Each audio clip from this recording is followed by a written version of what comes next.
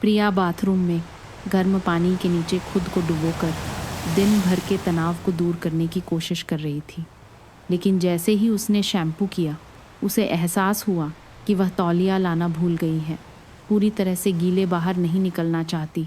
उसने थोड़ा सा दरवाज़ा खोला और ज़ोर से आवाज़ लगाई, मम्मी जी, क्या आप मुझे एक तौलिया दे सकती हैं? रसोई में सुनीता जी खाना पकाने में व्यस्त थीं और उन्होंने आवाज़ नहीं सुनी।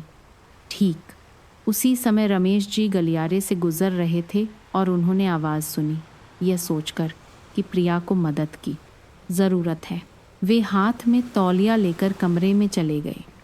प्रिया, यह रहा तुम्हारा तौलिया, उन्होंने दरवाज़ा खटखटाते हुए कहा।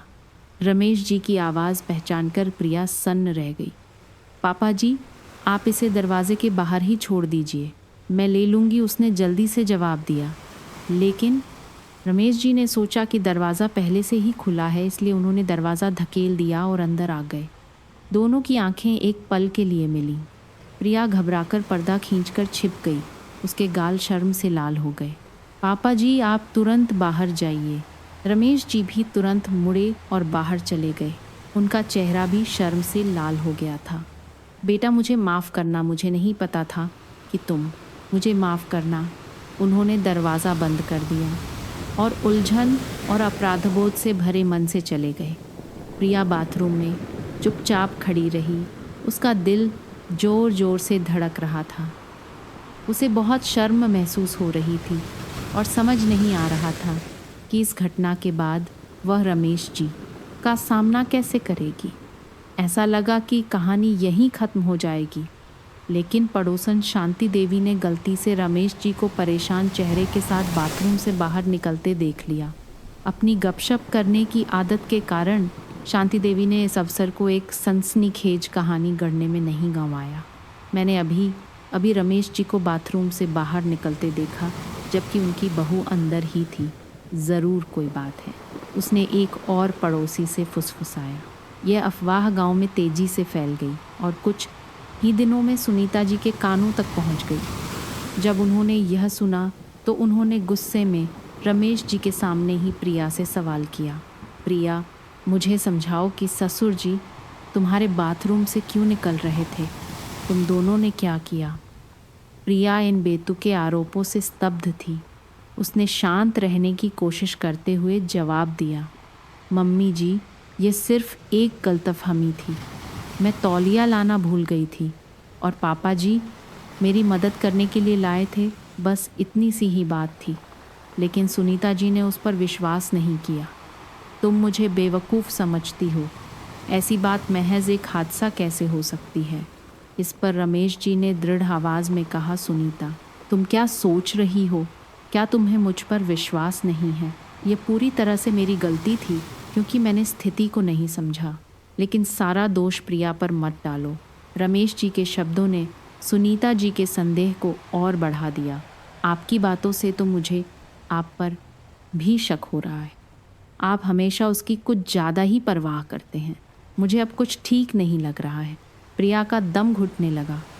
न केवल पड़ोसियों की गपशप, बल्कि अब उसकी सास भी उस पर शक कर रही थी और उसे दोषी ठहरा रही थी। वह अपने पति राहुल की ओर मुड़ी, उम्मीद कर रही थी कि वो उसका बचाव करेगा, लेकिन राहुल चुप रहा। उसकी आंखों में असहजता साफ झलक रही थी। राहुल, तुम कुछ नहीं कहोगे? प्रिया ने कांपती हुई आवाज़ में पूछा। राहुल ने एक गहरी सांस ली और आखिरकार बोला, प्रिया, मुझे लगता है कि तुम्हें ज़्यादा सावधान रहना चाहिए। ऐसी बातें न केवल तुम्हें बल्कि पूरे परिवार को प्रभावित करती हैं। राहुल के शब्द प्रिया के दिल में चाकू की तरह चुभ गए। वह खड़ी हो गई, उसकी आंखों में आंसू थे। तो तुम्हारी नज़रों में इज्जत सच्चाई से ज़्यादा ज़रूरी है। प्रिया अपने कमरे में चली गई। लिविंग रूम में एक भारी माहौल छोड़ गई। रमेश जी उसे जाते हुए देखते रहे। उनका दिल भारी हो गया। वह जानते थे कि उन्हें प्रिया की रक्षा के लिए कुछ करना होगा, लेकिन वह खुद अपनी पत्नी के संदेह से नहीं बच पा रहे थे। शांति देवी की अफवाहें रुकी नहीं बल्कि और फैल गईं। एक बार जब प्रिया बाजार गई तो उसने कुछ औरतों को अपनी पीठ पीछे फुसफुसाते हुए सुना। यही है रमेश जी की बहू। सुना है बाथरूम वाली बात अभी तक साफ नहीं हुई है। पता नहीं गलती से हुआ या जानबूझकर। प्रिया ने अपना चेहरा झुका लिया। उन शब्दों को नज़रअंदाज करने की कोशिश की, लेकिन वे शब्द चाकू की तरह उसके आत्मसम्मान को चुभ रहे थे। घर लौटते समय उसके आंसू बह निकले। उसे लगा जैसे पूरी दुनिया ने उससे मुंह मोड़ लिया है।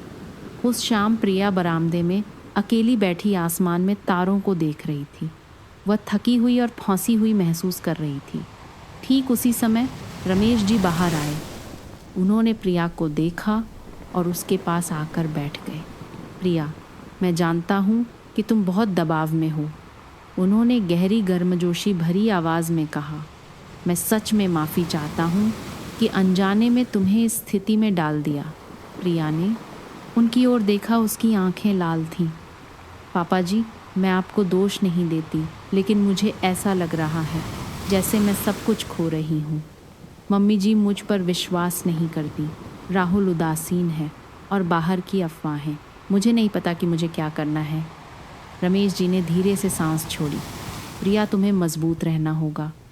अफवाहें हवा की तरह होती हैं, वे गुजर जाएंगी।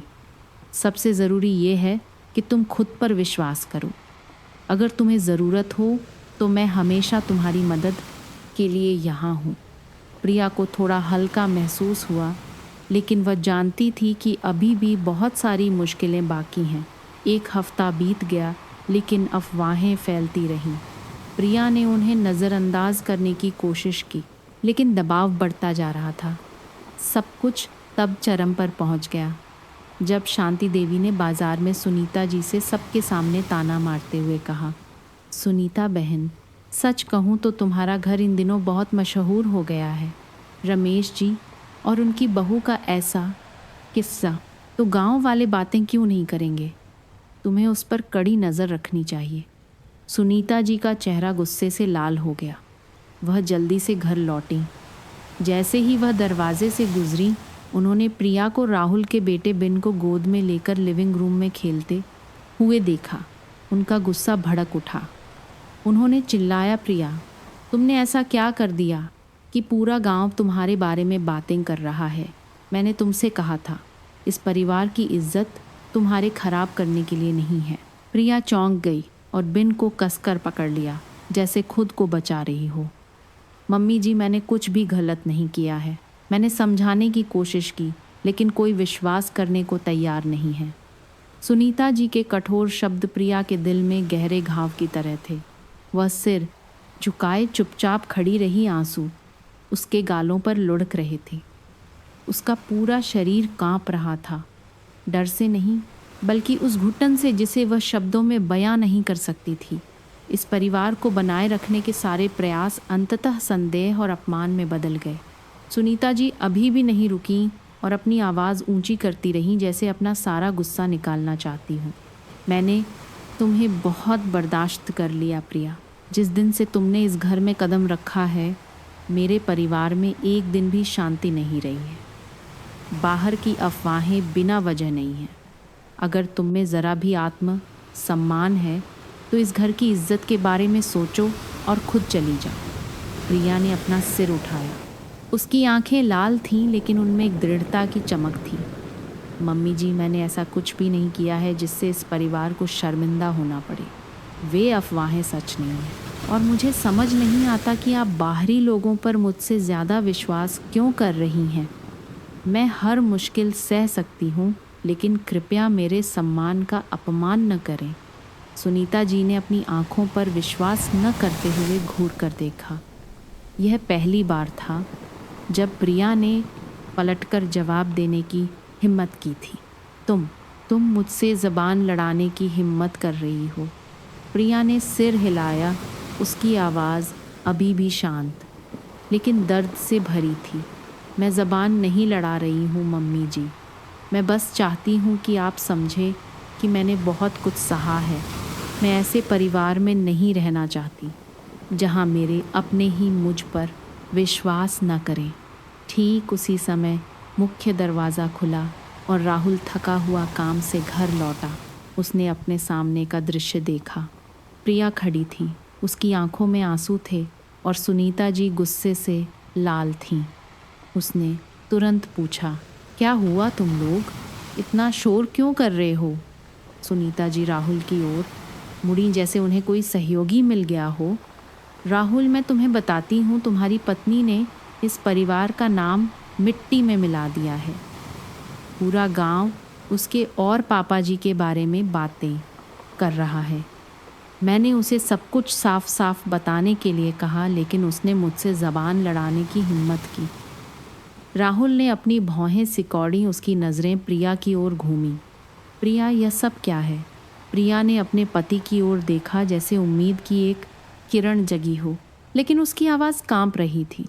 राहुल, मैंने कई बार समझाने की कोशिश की है, यह सिर्फ एक गलतफहमी थी, लेकिन मम्मी जी विश्वास करने को तैयार नहीं है और अब पूरा परिवार सोच रहा है कि मैंने कुछ गलत किया है। राहुल कुछ देर चुप रहा, फिर सुनीता जी की ओर मुड़ा। उसकी आवाज़ थकान से भरी थी। माँ, मुझे लगता है कि आप बात को बहुत ज़्यादा बढ़ा रही हैं। पापा जी ने भी साफ कह दिया है कि ये सिर्फ एक गलतफहमी थी। आप प्रिया को इस हद तक क्यों धकेल रही हैं? सुनीता जी चौंक गईं। उन्हें उम्मीद नहीं थी कि राहुल प्रिया का पक्ष लेगा। तुम यह क्या कह रहे हो? मैं यह सब परिवार की इज्जत बचाने के लिए कर रही हूँ। क्या तुम्हें नहीं दिखता कि बाहर की अफवाहें हमें कैसे प्रभावित कर रही हैं? राहुल ने गहरी सांस ली। लेकिन माँ, आप जितना इस मामले को बढ़ाएंगी, चीज़ें उतनी ही खराब होंगी। मुझे प्रिया पर विश्वास है। अगर पापा जी ने समझा दिया है तो आपको यह सब बंद कर देना चाहिए। राहुल के शब्दों ने सुनीता जी को और भी गुस्सा दिला दिया। वह मुड़ी और बिना कुछ कहे चली गईं। बस एक वाक्य कहा, ठीक है, अगर तुम लोग मेरी बात नहीं सुनना चाहते तो मेरे पास कहने के लिए और कुछ नहीं है। सुनीता जी कमरे से बाहर चली गई। राहुल और प्रिया के बीच एक भारी माहौल छोड़ गई। राहुल ने अपनी पत्नी की ओर देखा, लेकिन उसे समझ नहीं आया कि क्या कहे। प्रिया ने अपने आंसू पोंछे और मुड़कर चली गई। मैं थक गई हूँ राहुल, मैं अब और बहस नहीं करना चाहती। उस रात जब प्रिया बिस्तर पर लेटी सोने की कोशिश कर रही थी, उसका मन सैकड़ों विचारों से भरा हुआ था। उसे अपने ही परिवार में एक बाहरी व्यक्ति जैसा महसूस हो रहा था। हालांकि राहुल ने उसका पक्ष लिया था, लेकिन उसके शब्दों में जो उदासीनता थी वह उसे शांत नहीं कर पा रही थी। उसे महसूस हो रहा था कि उन दोनों के बीच की दूरी बढ़ती जा रही है। इस बीच बगल के कमरे में सुनीता जी का गुस्सा अभी शांत नहीं हुआ था। वह रमेश जी के साथ बैठी थी। उनकी आंखों में फटकार थी। देखा आपने, आपकी ढिलाई की वजह से यह परिवार इस हाल में है। राहुल भी उसके जादू में फंस गया है। मैं गलत नहीं कह रही हूँ, वह उतनी सीधी नहीं है जितनी दिखती है। रमेश जी ने गहरी सांस ली। उनकी आवाज़ भारी हो गई। सुनीता, तुम बहुत ज़्यादा सोच रही हो। मैंने कितनी बार कहा है कि यह सिर्फ एक गलतफहमी थी। प्रिया एक अच्छी बहू है। मुझे समझ नहीं आता कि तुम उस पर इस हद तक शक क्यों कर रही हो। आपको समझ नहीं आता क्योंकि आप हमेशा उसका पक्ष लेते हैं। मैं देखती हूँ और जानती हूँ। यह मत सोचो कि मैंने नहीं देखा कि आप उसकी मुझसे ज़्यादा परवाह करते हैं। सुनीता जी ने ईर्ष्या से भरी आवाज़ में कहा। रमेश जी चुप हो गए। उनकी आंखों में थकान झलक रही थी। सुनीता, अगर तुम मुझ पर विश्वास नहीं कर सकती तो कहने के लिए कुछ नहीं है, लेकिन मैं तुम्हें प्रिया को और चोट नहीं पहुंचाने दूंगा। प्रिया बिस्तर पर लेटी छत को घूर रही थी। उसका दिमाग उलझा हुआ था। सुनीता जी के कठोर शब्द उसके दिमाग में गूंज रहे थे। हालांकि राहुल ने उसका बचाव किया था, लेकिन उसकी उदासीनता और दृढ़ता की कमी ने उसे इस लड़ाई में अकेला महसूस कराया। उसके आंसू चुपचाप बहने लगे, आत्मदया के कारण नहीं, बल्कि संदेह और पूर्वाग्रह का सामना करने की थकान के कारण। अगली सुबह जब प्रिया रसोई में नाश्ता बना रही थी, पड़ोसन शांति देवी दरवाजे पर दिखाई दी। शांति देवी अक्सर हालचाल पूछने के बहाने आती थी, लेकिन प्रिया जानती थी कि उनका असली मकसद सिर्फ गपशप करना था। प्रिया, आजकल गांव में सब तुम्हारे बारे में ही बात कर रहे हैं और तारीफ तो बिल्कुल नहीं कर रहे। शांति देवी ने झूठी चिंता के साथ कहा, लेकिन उनके लहजे में ताना भरा हुआ था। प्रिया ने उनकी ओर मुड़कर देखा, शांत रहने की कोशिश करते हुए। आपकी चिंता के लिए धन्यवाद, लेकिन मैं इन बातों पर और चर्चा नहीं करना चाहती। शांति देवी ने प्रिया को सिर से पांव तक देखते हुए होंठ सिकोड़े। ठीक है, मैं तो बस इतना ही कह रही थी, लेकिन प्रिया तुम्हें सावधान रहना चाहिए। एक औरत की इज्जत आसानी से वापस नहीं मिलती। प्रिया ने गुस्से को दबाते हुए अपने होंठ भींच लिए। शांति आंटी, मुझे पता है कि मैं क्या कर रही हूँ। आपकी सलाह के लिए धन्यवाद, उसने कहा और अपने काम में लग गई। शांति देवी को और कुछ कहने का मौका नहीं दिया। हालांकि शांति देवी यहीं नहीं रुकी। उस दोपहर सुनीता जी ने शांति देवी से ही एक नई अफवाह सुनी। सुनीता बहन, सच कहूँ तो वह लड़की सीधी नहीं है। मैंने सुना है कि राहुल से शादी करने से पहले प्रिया का किसी और आदमी के साथ भी चक्कर था। पता नहीं सच क्या है, लेकिन रमेश जी के साथ जो हुआ वह भी बेबुनियाद नहीं लगता। यह सुनकर सुनीता जी का चेहरा काला पड़ गया। हालांकि उनका मन संदेह से भरा था, लेकिन वह भी नहीं चाहती थी कि यह बात और फैले। उस रात उन्होंने चुपके से राहुल को अपने कमरे में बुलाया। राहुल, मैं यह बात प्रिया के सामने नहीं करना चाहती, लेकिन तुम्हें मेरी बात सुननी होगी। प्रिया हमारे परिवार के लिए ठीक नहीं है। तुम्हें इस रिश्ते पर फिर से विचार करना होगा, इससे पहले कि बहुत देर हो जाए। राहुल ने अपनी भौहें सिकोड़ी शांत रहने की कोशिश करते हुए। माँ, मुझे लगता है कि आप प्रिया के बारे में गलत समझ रही हैं। वह वैसी लड़की नहीं है जैसा आप सोचती हैं। तुम ये इसलिए कह रहे हो क्योंकि तुम उससे प्यार करते हो, लेकिन क्या तुम जानते हो कि इस परिवार की इज्जत पर कितना असर पड़ा है? क्या तुम यकीन से कह सकते हो कि बाहर की सारी अफवाहें झूठी हैं? सुनीता जी ने गुस्से से कहा। राहुल ने तुरंत जवाब नहीं दिया। हालांकि वह प्रिया पर विश्वास करता था, लेकिन अपनी माँ के शब्दों और समाज के दबाव ने उसे हिला दिया था। वह असंतोष में सुनीता जी को छोड़कर कमरे से बाहर चला गया। एक दोपहर जब प्रिया बगीचे में सब्जियां तोड़ रही थी, शांति देवी फिर से आ गई। इस बार उनके साथ एक अजनबी महिला थी।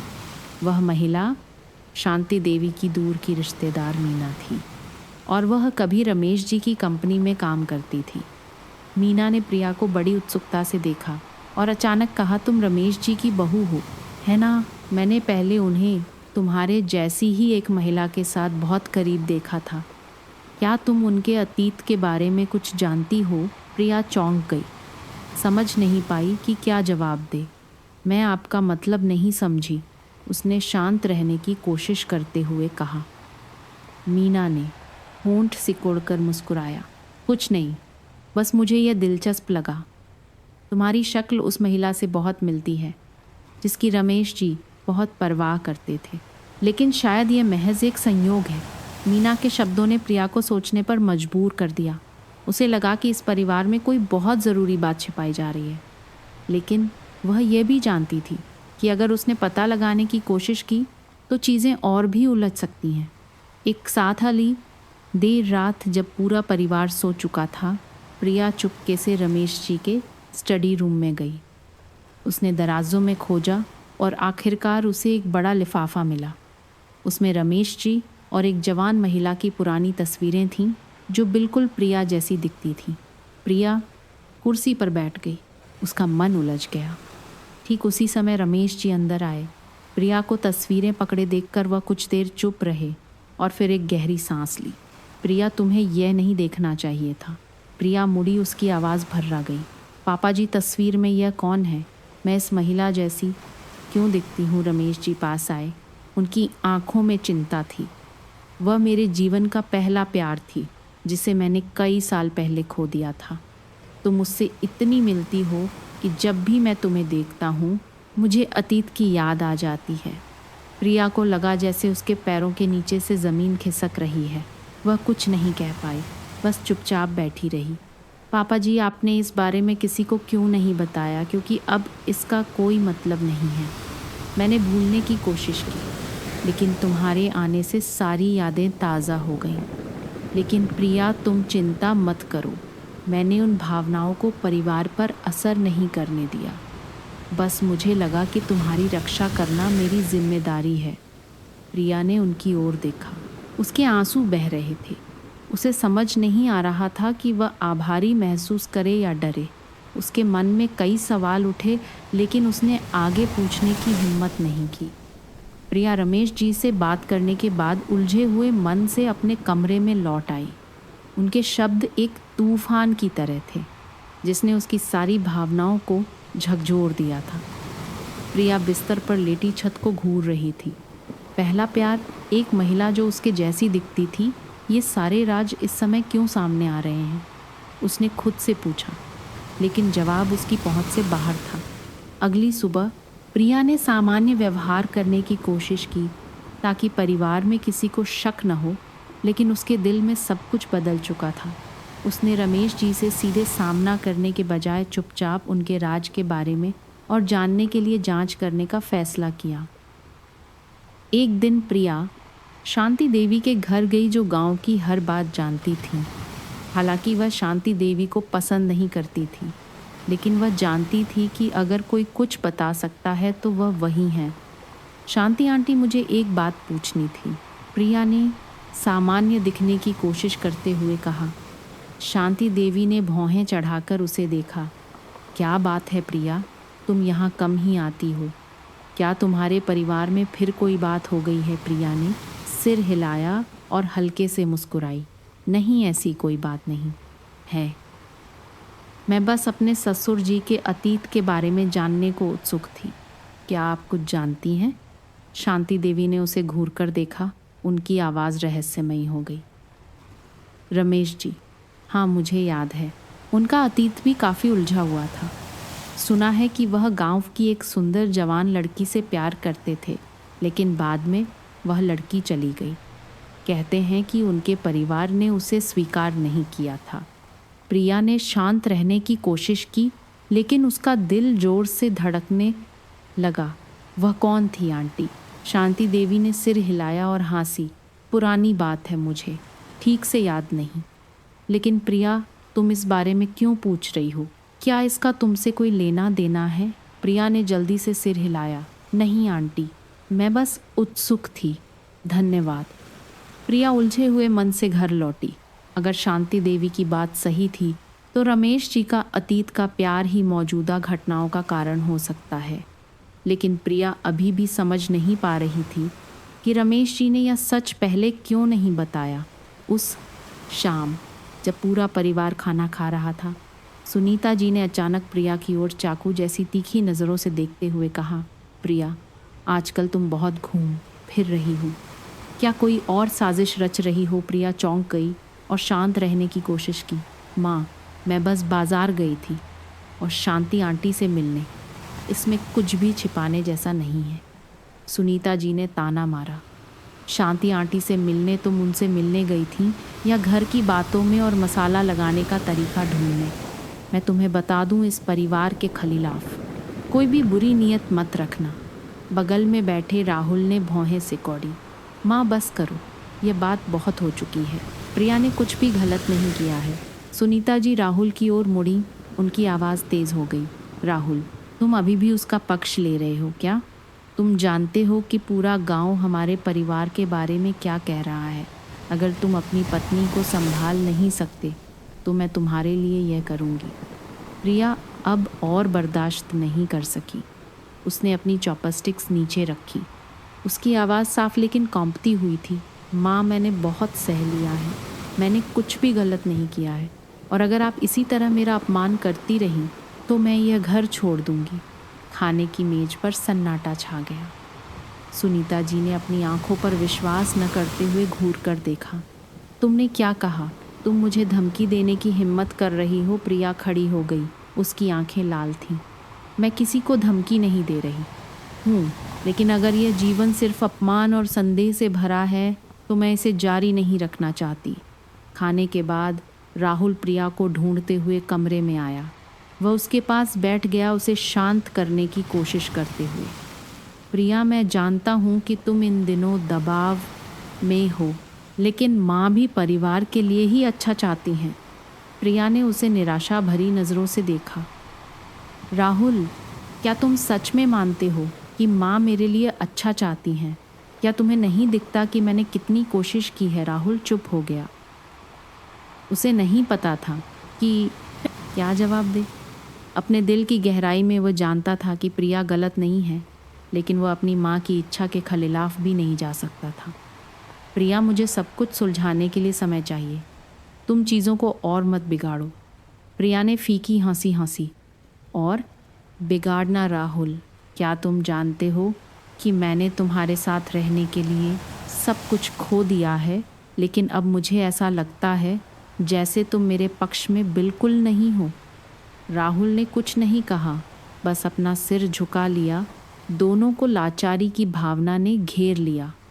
1 हफ्ते बाद प्रिया ने रमेश जी से मिलकर सब कुछ साफ साफ पूछने का फैसला किया। जब वे दोनों लिविंग रूम में बैठे थे, प्रिया ने सीधे उनकी आंखों में देखा। उसकी आवाज़ गंभीर थी। पापा जी, मुझे सच जानना है। आप क्या छिपा रहे हैं आपके और मेरे बारे में जो अफवाहें हैं और आपके अतीत का प्यार? मुझे एक जवाब चाहिए। रमेश जी ने गहरी सांस ली। उनकी आंखों में उदासी थी। प्रिया, मैं ये बताना नहीं चाहता था, लेकिन शायद तुम्हें जानना ज़रूरी है। मेरे अतीत की वह महिला जो बिल्कुल तुम्हारी तरह दिखती है, मेरा पहला प्यार थी। मैं उससे प्यार करता था, लेकिन मेरे परिवार ने उसे स्वीकार नहीं किया। उसके बाद वह चली गई और संपर्क टूट गया। जब तुम इस परिवार में आई तो मुझे वह अतीत याद आने लगा। प्रिया चुपचाप बैठी रही। उसे एक ही समय में दुख और बेचैनी महसूस हो रही थी। लेकिन आपने इस बारे में किसी को क्यों नहीं बताया? सब लोग मुझे गलत समझ रहे हैं। रमेश जी ने उसके कंधे पर हाथ रखा। उनकी आवाज़ गहरी थी। मुझे माफ़ कर दो प्रिया, मैंने नहीं सोचा था कि चीज़ें इतनी दूर चली जाएंगी। लेकिन तुम चिंता मत करो, मैं सब कुछ सुलझा लूँगा और तुम्हें और कोई तकलीफ़ नहीं होने दूँगा। प्रिया रमेश जी से बात करने के बाद अपने कमरे में लौट आई, लेकिन उसका मन अभी भी शांत नहीं हुआ था। जो राज अभी खुले थे, उसने उसे ऐसा महसूस कराया जैसे वह एक तूफान के बीच में खड़ी है। वह जानती थी कि अगर सब कुछ सामने आ गया तो यह परिवार पहले जैसा नहीं रहेगा। अगली सुबह जब सब नाश्ता कर रहे थे, सुनीता जी ने अचानक प्रिया की ओर शक भरी नज़रों से देखा। प्रिया, आजकल तुम बहुत छिप कर रहती हो। क्या तुम मेरी पीठ पीछे कुछ करने की योजना बना रही हो? प्रिया ने सिर उठाया, शांत रहने की कोशिश करते हुए। मैंने कुछ नहीं किया है माँ, मैं बस इस घर में शांति से रहना चाहती हूँ। सुनीता जी ने ताना मारा। शांति से? तुम्हें लगता है कि तुम शांति से रह सकती हो जब पूरा गांव तुम्हारे और रमेश जी के बारे में बातें कर रहा है? तुम सोचती हो कि मुझे नहीं पता कि तुम शांति देवी से मिलने गई थी? कुछ और पता लगाने के लिए, है ना? प्रिया ने गहरी सांस ली। उसकी आवाज़ थकी हुई थी। माँ, मैंने कुछ भी गलत नहीं किया है। मैं शांति आंटी से मिलने गई थी क्योंकि मैं सब कुछ साफ साफ जानना चाहती थी। ये समझना चाहती थी कि लोग ऐसी अफवाहें क्यों फैला रहे हैं। सुनीता जी ने मेज पर ज़ोर से हाथ मारा, जिससे सब चौंक गए। तुम अभी भी कहती हो कि तुमने कुछ गलत नहीं किया। तुम इस परिवार को एक मजाक बना रही हो। अगर तुम इस परिवार की इज्जत नहीं रख सकती तो बेहतर है कि तुम चली जाओ। रमेश जी ने अपनी चॉपस्टिक्स नीचे रखी। उनकी आंखें सुनीता जी को ठंडक से देख रही थीं। सुनीता, चुप हो जाओ। मैंने साफ साफ कहा है, सब कुछ सिर्फ एक गलतफहमी है। प्रिया को आखिरी हद तक मत धकेलो। सुनीता जी रमेश जी की ओर मुड़ी। उनकी आंखों में गुस्सा था। गलतफहमी? आपको लगता है कि मैं कुछ नहीं जानती? आपको लगता है कि मैंने नहीं देखा कि आप इस लड़की की मुझसे ज़्यादा परवाह करते हैं? क्या आप कहने की हिम्मत कर सकते हैं कि आपके मन में इसके लिए पिता पुत्री के रिश्ते के अलावा कोई और भावना नहीं है? माहौल जम गया। प्रिया चौंक गई। राहुल भी अपनी माँ को घूर रहा था। विश्वास नहीं कर पा रहा था कि वह ऐसे शब्द कह सकती हैं। रमेश जी खड़े हो गए। उनकी आवाज़ गहरी लेकिन अधिकारपूर्ण थी। सुनीता, तुम मेरा और प्रिया का अपमान कर रही हो। अगर तुम इसी तरह करती रही तो मैं चुप नहीं बैठूंगा। उस शाम जब सब अपने कमरों में चले गए थे, प्रिया को राहुल का एक संदेश मिला। प्रिया, मैं तुमसे बात करना चाहता हूँ। प्रिया चिंता से भरे मन से राहुल के स्टडी रूम में गई। राहुल कुर्सी पर बैठा था। उसका चेहरा पहले से कहीं ज़्यादा गंभीर था। प्रिया, मैं सच जानना चाहता हूँ। क्या तुम और पापा जी मुझसे कुछ छिपा रहे हो? प्रिया ने राहुल की ओर देखा। उसकी आंखें लाल थीं। राहुल, मैंने कुछ भी गलत नहीं किया है, लेकिन अगर तुम जानना चाहते हो तो मैं बताऊंगी। पापा जी ने मुझे अपने अतीत के बारे में बताया है। वह कभी एक महिला से प्यार करते थे जो बिल्कुल मेरी तरह दिखती थी, और इसी वजह से उन्हें लगा कि मेरी रक्षा करना उनकी जिम्मेदारी है। बस इतना ही और कुछ नहीं। राहुल ने अपनी भौहें सिकोड़ी, प्रिया के शब्दों को समझने की कोशिश करते हुए। वह महिला कौन थी? मैंने पापा जी से इस बारे में कभी क्यों नहीं सुना? प्रिया ने सिर हिलाया। मुझे ज़्यादा जानकारी नहीं है, लेकिन मुझे लगता है कि पापा जी ये बताना नहीं चाहते थे क्योंकि वह परिवार पर असर नहीं डालना चाहते थे।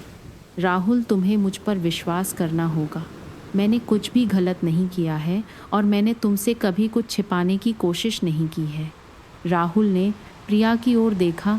उसकी आंखें नरम हो गईं। वह पास आया और उसके कंधे पर हाथ रखा। प्रिया, मुझे तुम पर विश्वास है, लेकिन तुम्हें समझना होगा मेरी माँ आसानी से यह स्वीकार नहीं करेंगी। मुझे सब कुछ साफ करने के लिए समय चाहिए।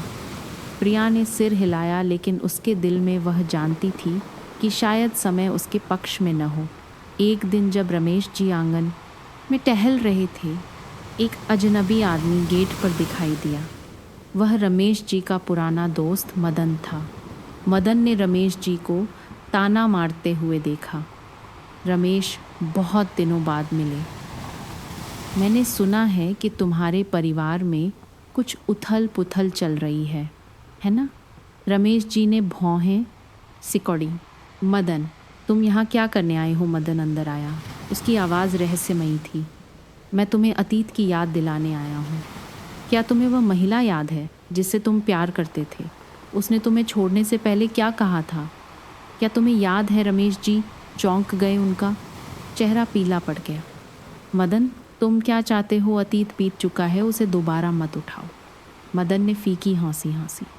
रमेश, मुझे लगता है कि तुम्हें अपने परिवार को सब कुछ बता देना चाहिए, वरना मुझे डर है कि मुझे यह तुम्हारे लिए करना पड़ेगा। प्रिया चुपचाप रमेश जी और मदन के बीच की बातचीत सुनकर अपने कमरे में लौट आई। उसका मन उलझा हुआ था।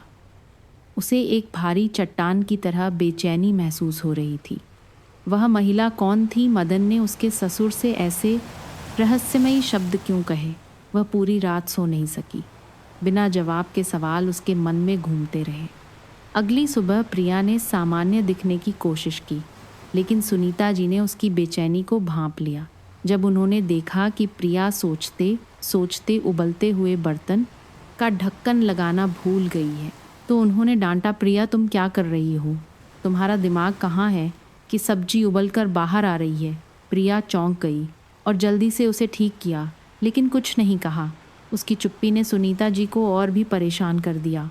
तुम खुद को क्या समझती हो कि तुम इस घर में हर चीज़ को नज़रअंदाज कर सकती हो? अगर तुम यहाँ नहीं रहना चाहती तो सीधे कह दो, मैं तुम्हें तुरंत निकाल दूंगी।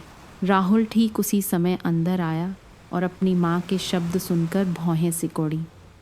माँ, आप हमेशा प्रिया से इतने कठोर शब्द क्यों कहती हैं? उसने क्या गलत किया है?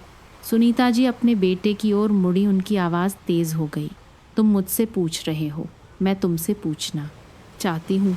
तुम्हारी पत्नी दिन भर छिप छिप कर रहस्यमयी बनी रहती है, क्या तुम्हें उसमें कुछ अजीब नहीं लगता? राहुल ने गहरी सांस ली, शांत रहने की कोशिश करते हुए।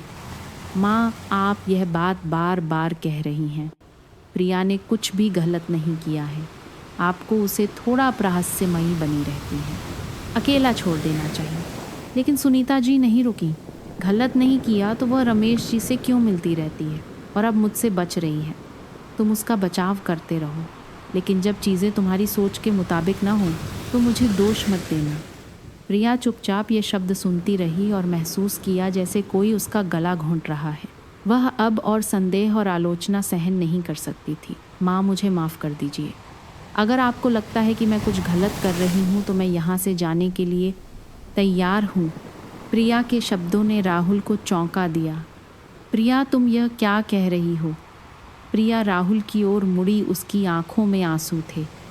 राहुल, मैंने बहुत कोशिश की, लेकिन मैं अब और संदेह और अपमान में नहीं जी सकती।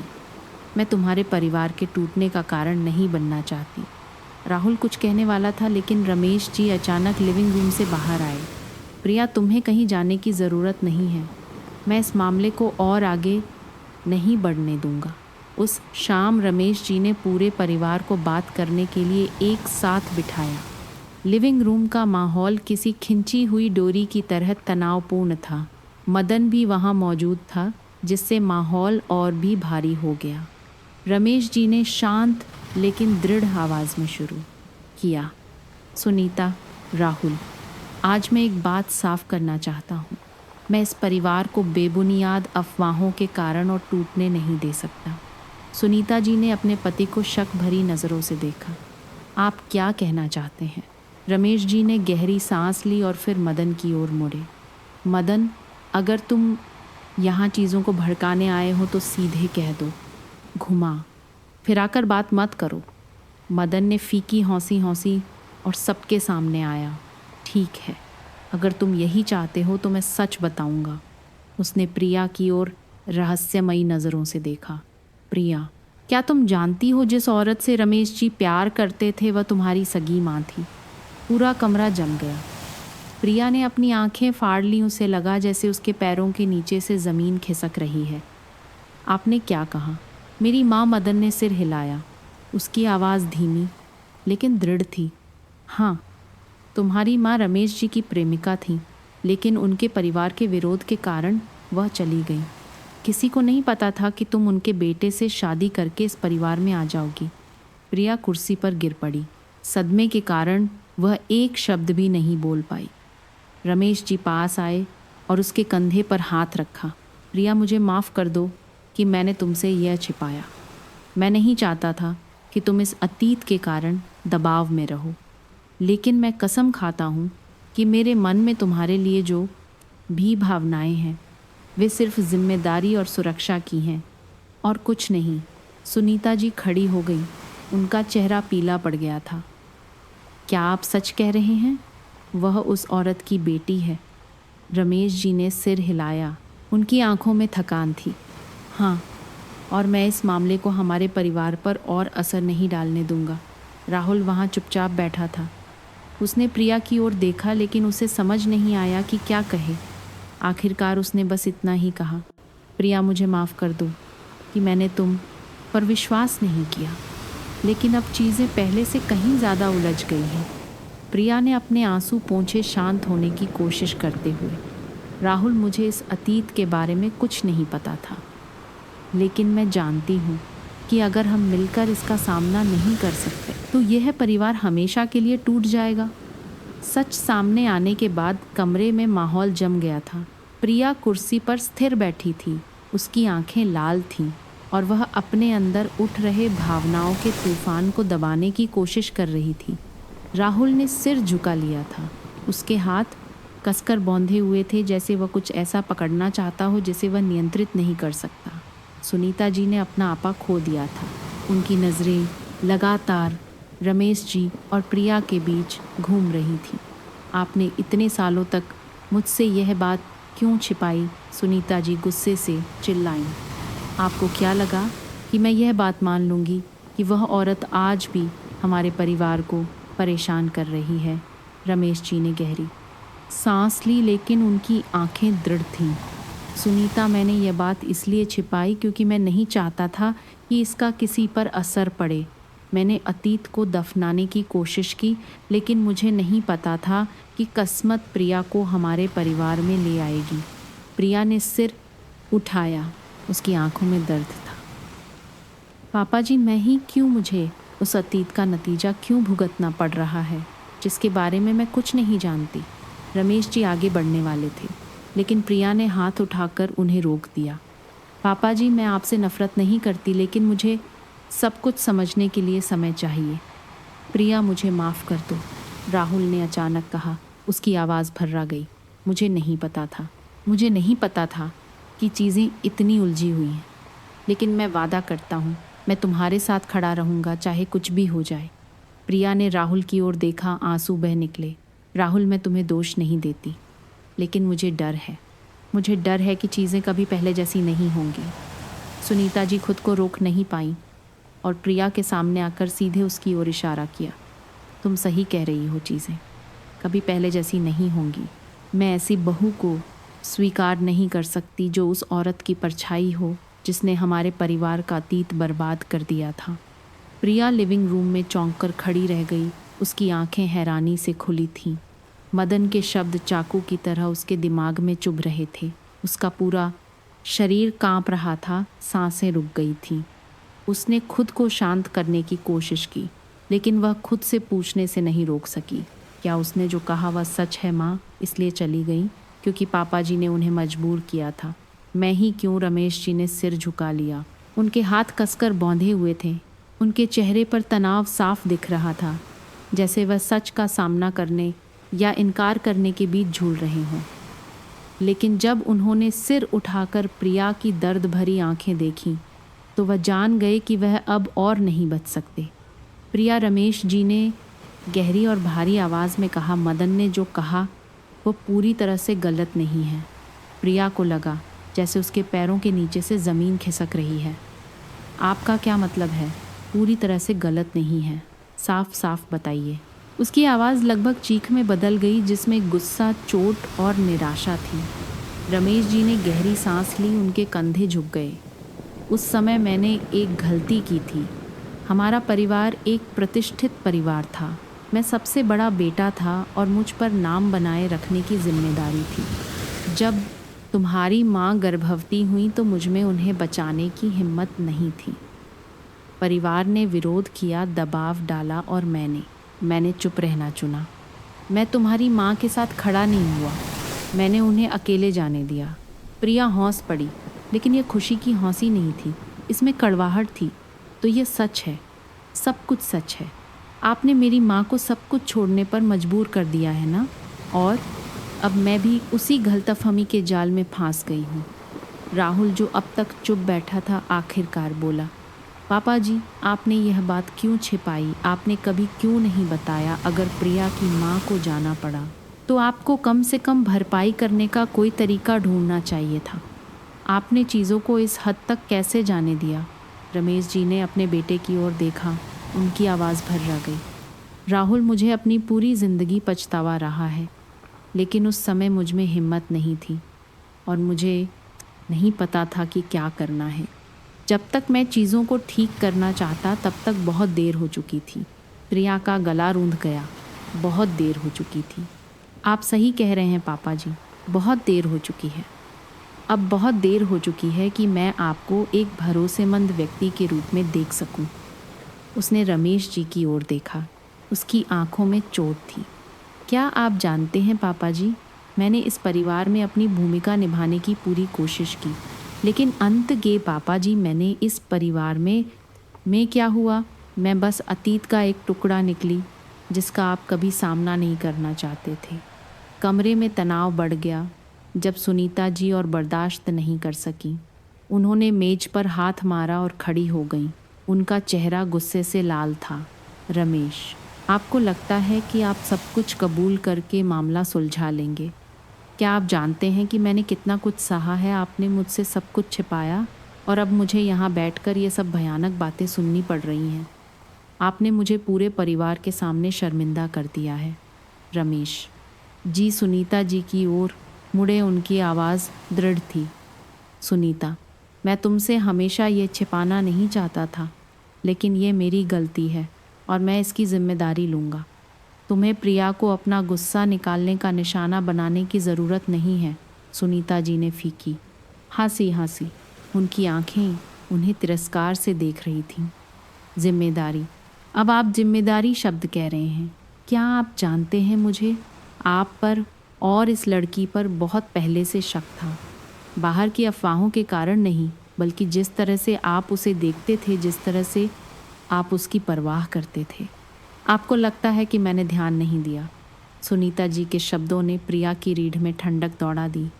माँ, मैंने कुछ भी गलत नहीं किया है। मुझे इस अतीत के बारे में कुछ नहीं पता था और मैं इस परिवार के टूटने का केंद्र नहीं बनना चाहती। लेकिन सुनीता जी ने सुनने से इनकार कर दिया। नहीं पता। तुम्हें लगता है कि मैं तुम पर विश्वास करती हूँ। मैं तुम्हारी तरह के लोगों को अच्छी तरह से जानती हूँ।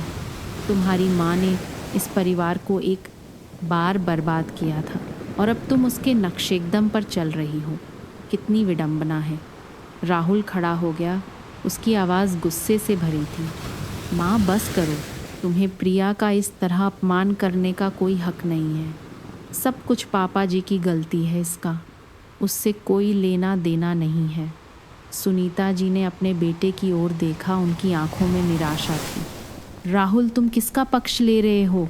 तुम माँ के सामने उसका बचाव करने की हिम्मत कर रहे हो। मैं सच का पक्ष ले रहा हूँ, माँ, राहुल ने दृढ़ता से कहा। और सच यह है कि प्रिया इस तरह के व्यवहार के लायक नहीं है। मैं उससे प्यार करता हूँ और मैं आपको या किसी और को उसे चोट नहीं पहुँचाने दूँगा। प्रिया ने राहुल की ओर देखा।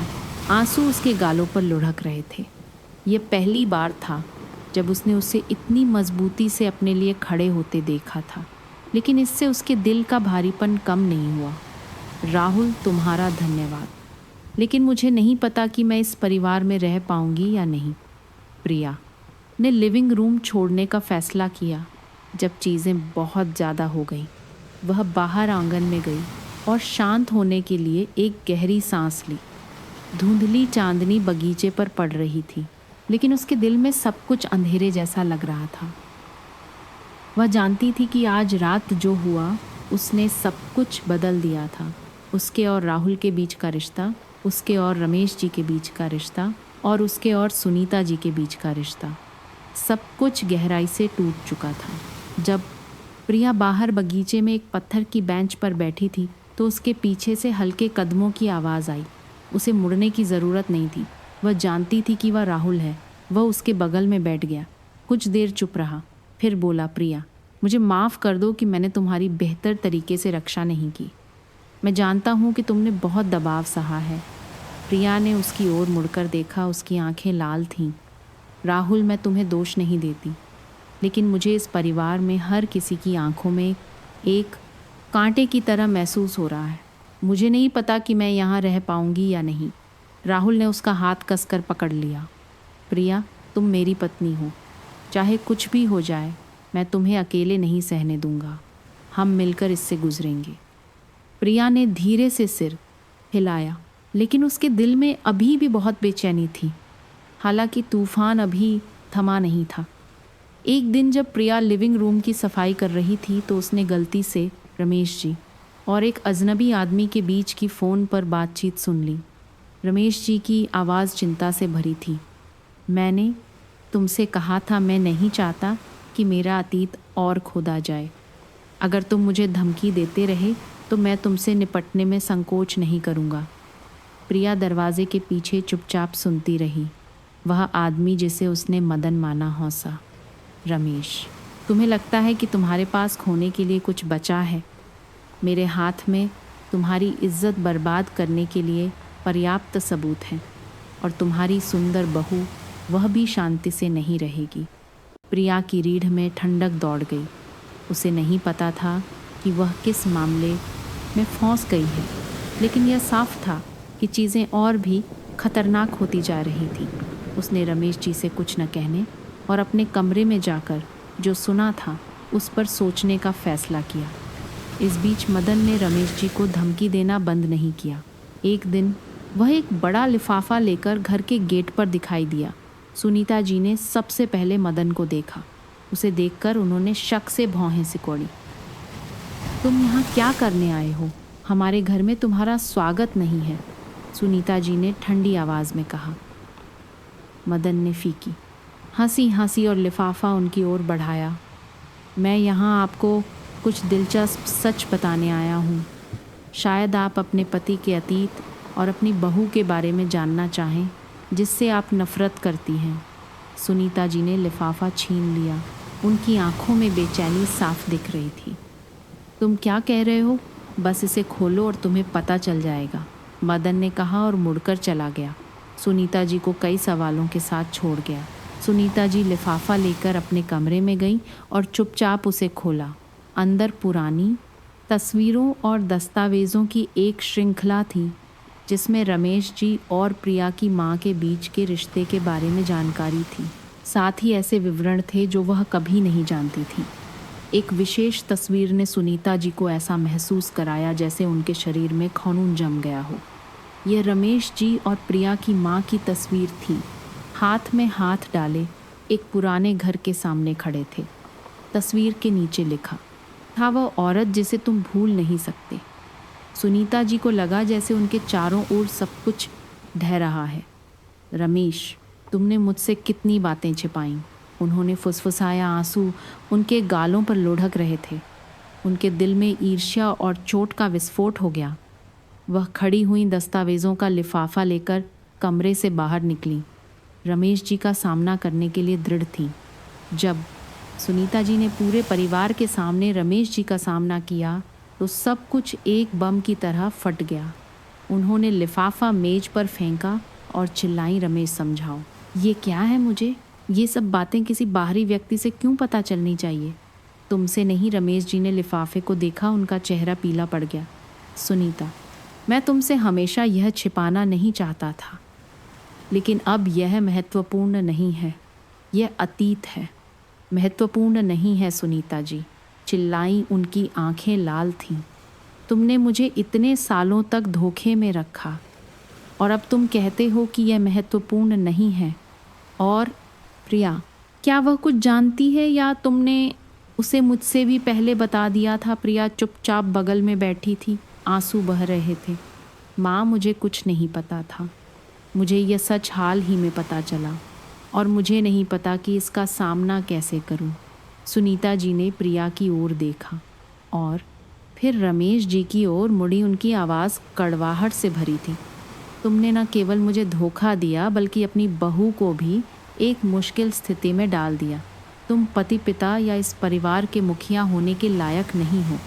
रमेश जी ने सुनीता जी को थकी हुई नज़रों से देखा, लेकिन उनमें एक दृढ़ता की चमक थी। सुनीता, मैं जानता हूँ कि तुम मुझसे नाराज़ हो, लेकिन मैंने अतीत में जो कुछ भी किया वह एक कायर आदमी की गलती थी। मैं इससे इनकार नहीं करता, लेकिन मैं इसे अपने वर्तमान परिवार पर असर नहीं करने दूंगा। सुनीता जी ने फीकी हंसी हंसी, लेकिन वह हंसी कड़वाहट से भरी थी। तुम्हें लगता है कि तुम्हारी देर से मांगी गई माफ़ी सब कुछ सुलझा सकती है। मैं तुम्हारे साथ इतने सालों तक रही, ये सोचकर कि मैं तुम्हें पूरी तरह से समझती हूँ, लेकिन पता चला कि तुम हमेशा मुझसे कुछ छिपाते रहे और दूसरी औरत की परछाई अपने साथ लिए घूमते रहे। प्रिया चुपचाप बैठी रही, उसके हाथ कसकर बौंधे हुए थे। उसे रमेश जी और सुनीता जी के बीच की इस लड़ाई में एक बाहरी व्यक्ति जैसा महसूस हो रहा था। वह कुछ कहना चाहती थी, लेकिन उसे समझ नहीं आया कि क्या कहे। अचानक सुनीता जी उसकी ओर मुड़ी। उनकी आंखें संदेह और ठंडक से भरी थीं। और तुम प्रिया, क्या तुम इस बारे में कुछ जानती थीं या तुम भी शुरू से ही रमेश जी की योजना का हिस्सा थीं? सुनीता जी की आवाज़ चाकू की तरह तेज थी। हर शब्द प्रिया के आत्म सम्मान को चीरना चाहता था। प्रिया चौंक गई और शांत रहने की कोशिश की। माँ, मुझे कुछ नहीं पता था। मुझे यह सच कुछ दिन पहले ही पता चला और मैं कभी नहीं चाहती थी कि ऐसा हो, लेकिन सुनीता जी ने उसे अपनी बात पूरी नहीं करने दी। नहीं चाहती थी। तुम्हें लगता है कि मैं तुम पर विश्वास करती हूँ। जिस दिन से तुम इस घर में आई हो, मुझे कुछ ठीक नहीं लग रहा था और अब सब कुछ यही इशारा कर रहा है कि तुम निर्दोष नहीं हो। राहुल खड़ा हो गया, उसकी आवाज़ गुस्से से भरी थी। माँ, बस करो। तुम प्रिया पर हमेशा शक और उसका अपमान नहीं कर सकती। उसने कुछ भी गलत नहीं किया है।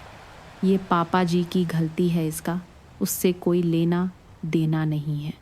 सुनीता जी राहुल की ओर मुड़ी। उनकी आंखें आग उगल रही थीं।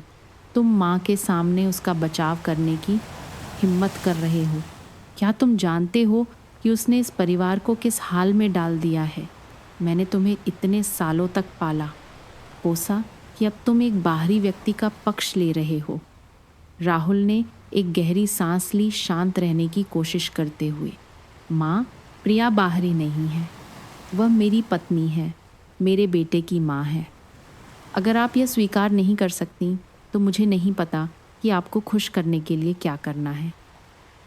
राहुल के शब्दों ने सुनीता जी को ऐसा महसूस कराया जैसे उन पर ठंडा पानी डाल दिया गया हो।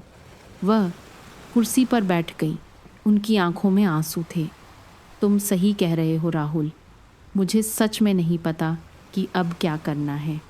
मैं बस इस परिवार की रक्षा करना चाहती थी, लेकिन शायद मैं गलत थी। जब सब तनाव में थे तो अचानक दरवाजे की घंटी बजी। प्रिया चौंककर दरवाजे की ओर देखने लगी। इस समय कौन आया है? रमेश जी ने जाकर दरवाज़ा खोला और उनके सामने जो व्यक्ति खड़ा था उसे देखकर वह सन्न रह गए। वह मदन था, लेकिन इस बार वह अकेला नहीं था। मदन के साथ लगभग 50 साल की एक महिला थी जो सुरुचिपूर्ण लग रही थी, लेकिन उसकी आंखों में उदासी थी। प्रिया को उस महिला को देखकर ऐसा लगा जैसे उसका दिल बैठ गया हो। उसमें कुछ ऐसा जाना पहचाना था जिसे वह समझा नहीं सकती थी। मदन ने ठंडी मुस्कान के साथ महिला को आगे धकेला। रमेश, मुझे लगता है कि तुम इस व्यक्ति से दोबारा मिलना चाहोगे। रमेश जी पीछे हटे, उनका चेहरा पीला पड़ गया। मदन, तुम क्या करने वाले हो? वह यहाँ क्या कर रही है? महिला ने धीरे से अंदर कदम रखा, उसकी आवाज़ कांप रही थी। रमेश, मैं वापस नहीं आना चाहती थी, लेकिन मैं अतीत को हमेशा एक परछाई नहीं बने रहने दे सकती। मुझे सच का सामना करना होगा, भले ही इससे सबको तकलीफ़ हो। प्रिया ने महिला की ओर देखा। उसके दिल में एक अजीब सी भावना उठी। आप कौन हैं? उसने चिंता से पूछा। महिला प्रिया की ओर मुड़ी। उसकी आंखों में आंसू थे। प्रिया, मैं तुम्हारी सगी माँ हूँ। कमरा पूरी तरह से सन्नाटे में डूब गया। महिला के शब्दों से सब चौंक गए थे। प्रिया को लगा जैसे उसके चारों ओर की पूरी दुनिया ढह रही है। माँ, आप मेरी माँ हैं, उसने कांपती हुई आवाज़ में दोहराया। महिला ने सिर हिलाया, आंसू उसके गालों पर लुढ़क रहे थे। हाँ प्रिया, मैं वही हूँ जिसने तुम्हें जन्म दिया, लेकिन मैंने तुम्हें छोड़ दिया क्योंकि मैं रमेश के परिवार का दबाव नहीं सह सकी। मैं जानती हूँ कि मैंने गलती की, लेकिन मेरे पास कोई और चारा नहीं था। प्रिया एक कदम पीछे हट गई, जैसे सच से बचना चाहती हूँ। नहीं, यह नहीं हो सकता। पापा जी ने कहा था कि आप परिवार के विरोध के कारण चली गईं। अब आप क्यों सामने आई हैं रमेश जी? आगे आए, उनकी आवाज़ कांप रही थी। प्रिया, यह सच है। मैंने तुमसे छिपाने की कोशिश की, लेकिन तुम्हारी माँ, वह इसलिए चली गई क्योंकि मैं उन्हें बचा नहीं सका। मैंने गलती की और मुझे अपनी पूरी ज़िंदगी पछतावा रहा है। प्रिया ने रमेश जी की ओर देखा और फिर उस महिला की ओर मुड़ी। उसे लगा जैसे वह एक तूफान में फंस गई है जिसका कोई रास्ता नहीं है। यह सब मेरे साथ ही क्यों हो रहा है? मैं बस एक सामान्य जीवन चाहती थी, लेकिन अब सब कुछ उलझ गया है। महिला आगे बढ़कर प्रिया का हाथ पकड़ना चाहती थी, लेकिन प्रिया पीछे हट गई। नहीं, मैं आपको नहीं जानती और मुझे नहीं पता कि आपका सामना कैसे करूं। कृपया मुझे अकेला छोड़ दीजिए। प्रिया कुछ कदम पीछे हट गई, जैसे उसके सामने उस महिला का दिखना एक बुरा सपना हो। उसके दिमाग में सब कुछ घूम रहा था। उसे समझ नहीं आ रहा था कि क्या सच है और क्या झूठ। महिला वहीं खड़ी रही, उसकी आंखों में पश्चाताप और चाहत थी। उसने अपना हाथ ऊपर उठाया, प्रिया के कंधे को छूने ही वाली थी, लेकिन फिर रुक गई, जैसे दोनों के बीच एक अदृश्य दीवार को छूने से डर रही हो। प्रिया, उसकी आवाज़ भर्रा गई। मैं जानती हूँ कि तुम बहुत नाराज़ हो, लेकिन मेरे पास कोई और रास्ता नहीं था। मुझे जाना पड़ा क्योंकि मुझमें रमेश के परिवार से लड़ने की हिम्मत नहीं थी। मैं तुम्हें छोड़ना नहीं चाहती थी। प्रिया ने अपनी आंखें बंद कर लीं और अपनी आवाज़ में कंपन को नियंत्रित करने के लिए एक गहरी सांस ली। आप कहती हैं कि आप मेरी माँ हैं, लेकिन इतने सालों तक आप कहाँ थीं? क्या आप जानती हैं कि मैं कैसे बड़ी हुई? मैं माँ के बिना रही। कोई बचाने वाला नहीं था, कोई ये समझाने वाला नहीं था कि आप क्यों गायब हो गई। और अब आप सामने आकर चाहती हैं कि मैं सब कुछ स्वीकार कर लूँ। महिला ने चुपचाप अपने आंसू पोंछे।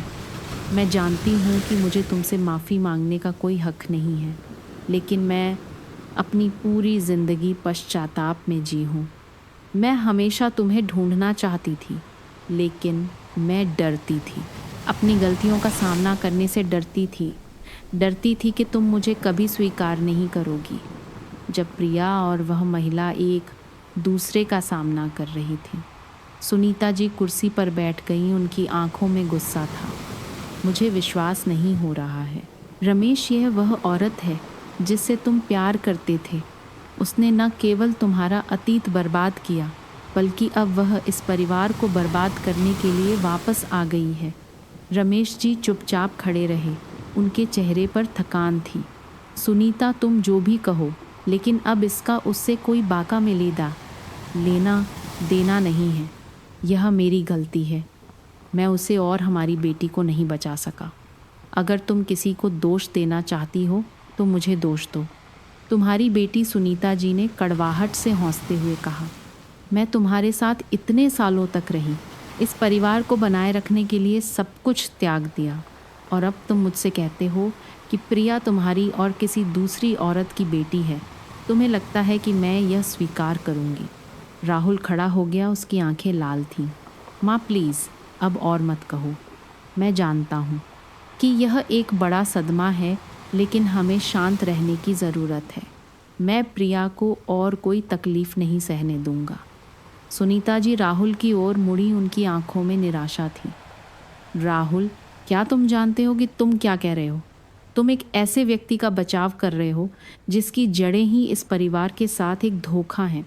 बस करो। माँ, राहुल ने लगभग दहाड़ते हुए कहा, उसका गुस्सा फूटने वाला था। प्रिया की कोई गलती नहीं है। उसने इस हाल में पैदा होना नहीं चुना, न ही उसने अतीत की इन बातों में फांसना चुना। हमें उस पर सारी जिम्मेदारी डालने का कोई हक नहीं है। प्रिया चुपचाप राहुल की ओर देखती रही, उसके आंसू बह रहे थे। हालांकि उसका दिल बेचैनी से भरा था, लेकिन राहुल की दृढ़ता ने उसे थोड़ा सुकून दिया। ठीक उसी समय मदन, जो शुरू से ही चुपचाप सब कुछ देख रहा था, अचानक बोला, मुझे लगता है कि तुम लोग एक ज़रूरी बात भूल रहे हो। सभी की नज़रें उसकी ओर घूम गईं। मदन ने होंठ सिकोड़कर हंसते हुए कुछ दस्तावेज़ निकाले। रमेश, तुम्हें लगा कि मैं यहाँ बस कुछ बातें कहने आया हूँ? नहीं, मैं सबूत लेकर आया हूँ। यह वह कर्ज का समझौता है जिस पर तुमने कई साल पहले मेरे साथ हस्ताक्षर किए थे। अगर तुम नहीं चाहते कि मैं इसे सार्वजनिक कर दूं, तो मुझे लगता है कि तुम्हें अपने परिवार की संपत्ति का एक हिस्सा सौंपने की तैयारी कर लेनी चाहिए। रमेश जी सन्न रह गए, उनकी आंखें काली पड़ गईं। मदन, तुम मुझे धमकी दे रहे हो? धमकी नहीं, बल्कि एक मौका, मदन ने ठंडी आवाज़ में जवाब दिया। तुम जानते हो, मुझे पैसे नहीं चाहिए। मुझे जो चाहिए वह यह है कि तुम अपने अतीत के किए की कीमत चुकाओ। अगर तुम नहीं चाहते कि तुम्हारे परिवार की इज्जत बर्बाद हो, तो मुझे लगता है कि तुम जानते हो कि क्या करना है। प्रिया ने मदन को घूरकर देखा, गुस्सा उबल रहा था। आप अपने मकसद को पूरा करने के लिए इस परिवार का फ़ायदा उठाने की कोशिश कर रहे हैं। आपको लगता है कि हम आपके सामने झुक जाएंगे? मदन ने कंधे उचकाए और प्रिया को तिरस्कार से देखा। तुम्हें लगता है कि तुम मुझे रोकने के लिए क्या करने के लिए सकती हो? तुम बस इस परिवार के दर्दनाक अतीत का एक हिस्सा हो। राहुल एक कदम आगे बढ़ा, उसकी आंखें मदन को जला देना चाहती थीं। मदन, मैं तुम्हें चेतावनी दे रहा हूँ। अगर तुमने मेरे परिवार को और चोट पहुँचाई तो मैं तुम्हें रोकने के लिए हर तरीके का इस्तेमाल करने में संकोच नहीं करूँगा। स्थिति और भी तनावपूर्ण हो गई जब प्रिया की सगी माँ अचानक बोली। उनकी आवाज़ कांप रही थी, लेकिन दृढ़ थी। मदन, रुक जाओ। मैं यहाँ इस परिवार को बर्बाद करने के लिए वापस नहीं आई हूँ। मैं वापस आई हूँ क्योंकि मैं अपनी गलतियों का सामना करना चाहती हूँ और अपनी बेटी की रक्षा करना चाहती हूँ। मदन ने फीकी हौंसी हौंसी और मुड़कर चला गया, एक चुनौतीपूर्ण वाक्य छोड़कर। रमेश, सोच लो, मैं अपना जवाब लेने वापस आऊँगा। इस बार मुझे सख्त कदम उठाने पर मजबूर मत करना। मदन घर से चला गया, एक भारी दम घुटने वाला माहौल छोड़ गया। कमरे में हर कोई उलझन में था, समझ नहीं पा रहा था कि क्या कहे। मदन के साथ टकराव एकदम घुटने वाले तनावपूर्ण माहौल में हुआ। राहुल ने शहर के केंद्र में एक छोटी सी गली में छिपे एक शांत कैफ़े को चुना।